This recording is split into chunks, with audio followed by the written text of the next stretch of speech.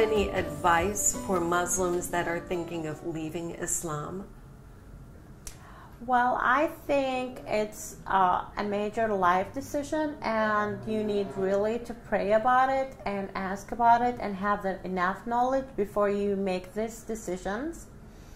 If you think you're not ready, it's okay. Don't freak out. Don't be scared. Pray more. Take your time and let God lead you in any situation of your life. So this is how you build a relationship with God, by trusting His decision in your life.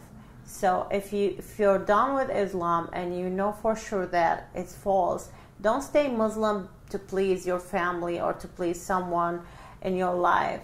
This will not work. In the long run, you will lose your salvation. You will lose yourself, and you will also not help those other people who are wanting you to be Muslim. Actually, you can be saved and save other people by accepting the Lord Jesus Christ.